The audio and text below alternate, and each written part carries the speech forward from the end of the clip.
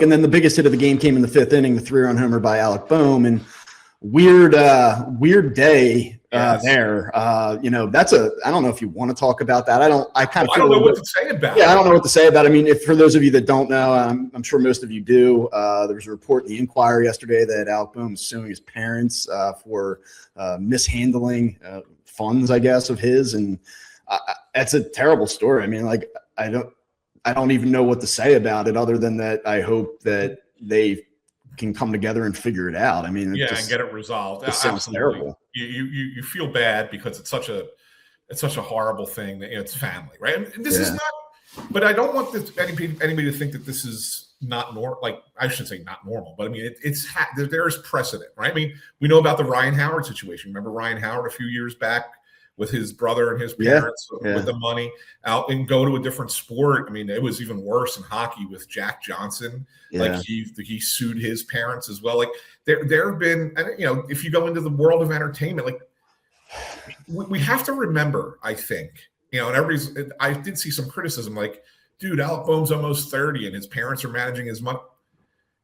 What I can tell you is that you got to remember that these athletes were entertainers. If you go into the entertainment industry, if you remember the whole Britney Spears thing, right? I mean, like there's all kinds of things where parents are super involved.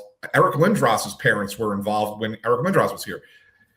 You got to remember that they were kind of like prodigies, child prodigies, right? I mean, so they didn't grow up the way we grew up. Right. They didn't have to have these life lessons on how to manage money or how to handle that because they were 24/7 focused on becoming the best in the world or one of the best in the world at their craft. Okay. And so to have family kind of be there to handle certain financial matters, it's not that uncommon. Yeah, I mean, look, he also has his own foundation or previously had his own foundation. There's a website. And I mean, if you look at the tab that says Our Team, I mean, his parents are the two directors with him. Right. And, their mission, the mission of the Alec Bohm Foundation is to inspire philanthropy and create meaningful impact in communities nationwide. And look, I don't know. I don't know what all that means, but obviously they're involved in that. And it's not atypical for parents to have a hand in how those finances get dealt with. It's just a crappy story. It sucks. But I'll say this as someone who has, I have a kid about his age, who's on his own and doing his own thing and he's very successful, and that's great. And I have other children as well. But if I think back to when Alec Bohm was first signed by the Phillies, and you get that first contract, right? Yeah. And if I had to think about any of my kids at that same age with suddenly having access to a couple $1 million, like they would be out of control if I didn't help manage it. Like, I mean, let's be honest. Like, so unless you have children at that age and know what they're like you can understand why parents want to be involved. Sure. Yeah. I don't know if the allegations are true or whatever.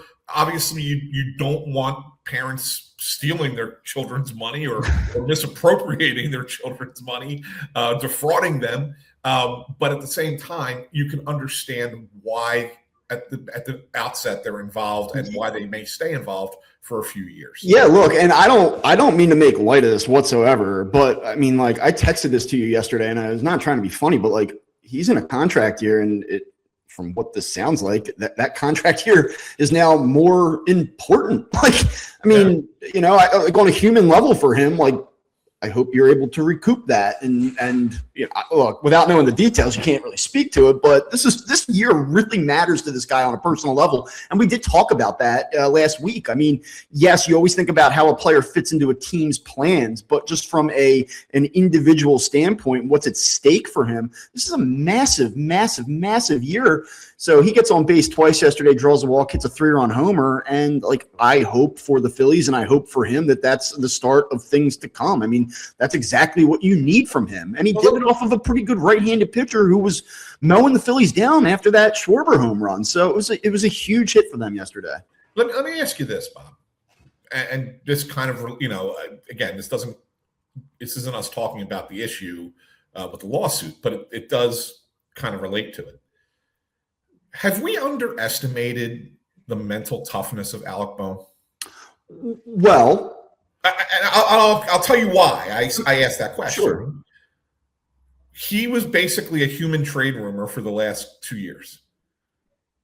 And there was maybe 24 was a little overstated after the 24 season, but this past offseason was certainly not. Like, if they signed Bo Bichette, Alec Bohm was gone. There was no question about it.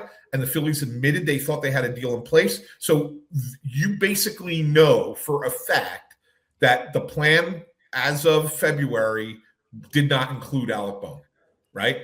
And yet here he is batting cleanup on opening day and hitting a big 3-run home run. Oh, by the way, 2 days after he sued his parents for stealing money from him. Yeah. Allegedly.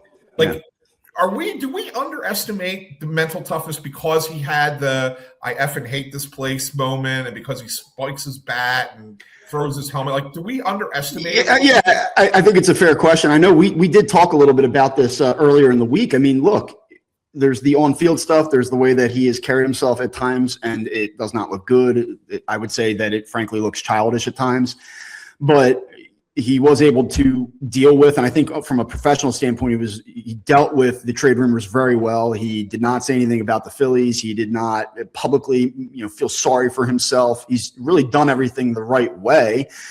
And to the degree that this is a player with high expectations who struggled and was able to overcome it and sort of stabilize his career. Because, look, if you go back a few years ago and you talk about where he was defensively, you kind of wonder, like, is this guy going to be around in two years from now? The fact that he's here and the fact that he is a useful baseball player, we can all talk about the merits and the merits of him being in the middle of the lineup. And is he really, truly what this team needs? Can they upgrade it? Sure. Like, those are all fair conversations. But the fact that he is a meaningful piece of what they're doing still, I think is a testament to his resolve. Like, a lot of guys would have maybe just said, you know what? This isn't going to work. I can't do it. I'm not good enough. And they would have wilted, and that would have been the end of it. Like, this guy's still here and he's still punching. And I give him credit for that. I do give him credit for that.